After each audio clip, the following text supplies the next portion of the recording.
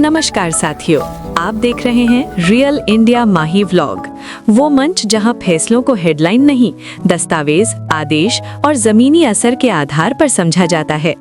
आज की चर्चा किसी अफवाह पर नहीं, मोहन सरकार की कैबिनेट बैठक में लिए गए उस फैसले पर है जिसे लाखों कर्मचारियों को राहत देने वाला बड़ा निर्णय बताया जा रहा है। लेकिन सवाल ये है, ये फैसला वास्तव में किसके लिए राहत है और किसके लिए अभी भी इंतजार बाकी है? चलिए पूरे मामले को परत दर परत समझते हैं। क्या फैसला लिया गया? मुख्यमंत्री डॉक्टर मोहन यादव की अध्यक्षता में हुई कैबिनेट बैठक में राज्य शासन में कार्यरत कर्मचारियों के पदों से जुड़े स्थायी और अस्थायी के जटिल भेद को समाप्त करने पर सैद्धांतिक सहमति दी गई है। अब तक मध्य प्रदेश में सरकारी कर्मचारियों के करीब 10 से अधिक प्रकार के पद वर्गीकरण मौजूद थे। नियमित, कार्यभारित, संविदा, आउटसोर्सिंग, अंशकालीन, दैनिक वेतनभोगी आदि। सरकार का कहना है कि ये बिखरा हुआ ढांचा खास तौर पर रिटायरमेंट के बाद कर्मचारियों के लिए सबसे बड़ी समस्या बन रहा था। इसलिए कैबिनेट ने फैसला किया है कि अब इन 10 श्रेणियों को समेटकर सिर्फ 5 आवश्यक श्रेणियां रखी जाएंगी। सरकार इसे post retirement justice reform, administrative simplification के रूप में पेश कर रही है। सरकार का दावा क्या है? सरकारी ब्रीफिंग के अनुसार प्रशासनिक जटिलताएं कम होंगी, पदों के अस्थायी स्थायी विवाद खत्म होंगे, लंबे समय से कार्यरत कर्मचारियों को सुरक्षा मिलेगी, भविष्य में पेंशन, सेवा लाभ और भर्ती नीति में भी बदलाव का रास्ता खुलेगा। कागजों पर यह फैसला काफी बड़ा और ऐतिहासिक दिखता है, लेकिन रियल इंडिया माही व्लॉग का काम सिर्फ घोषणा सुनाना नहीं, उसके असर को परखना है। कर्मचारी संगठनों की पहली प्रतिक्रिया। कर्मचारी नेताओं का साफ कहना है, अभी ये सिर्फ कैबिनेट का निर्णय है। असली तस्वीर GAD यानी सामान्य प्रशासन विभाग के आदेश आने के बाद ही साफ होगी, क्योंकि अनुभव यही कहता है, कैबिनेट में कुछ कहा जाता है और आदेश में किंतु परंतु जोड़ दिए जाते हैं। किसे तत्काल राहत दिख रही है? कर्मचारी संगठनों के अनुसार कार्यभारित कर्मचारियों को। इस फैसले से सबसे ज्यादा राहत मिलने की संभावना है। क्यों? कार्यभारित कर्मचारी वर्षों से नियमित कर्मचारियों जैसा काम करते हैं, लेकिन कार्यभारित शब्द उनके अधिकारों में दीवार बन जाता था।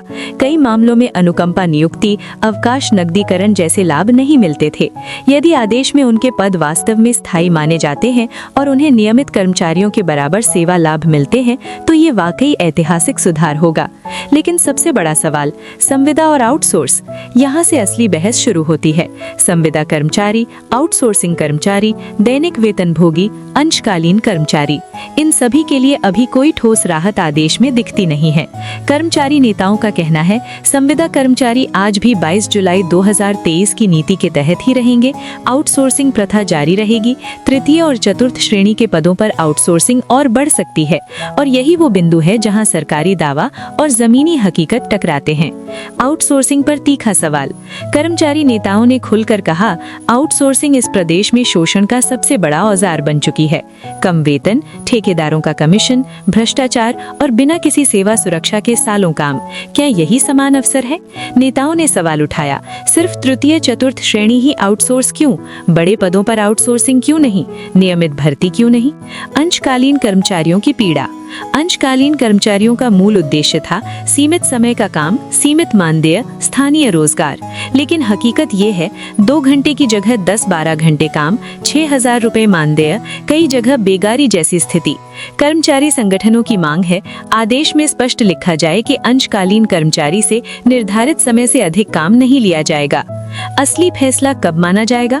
रियल इंडिया माही व्लॉग साफ कहता है, कैबिनेट की घोषणा फैसला नहीं होती, आदेश की एक एक लाइन फैसला तय करती है।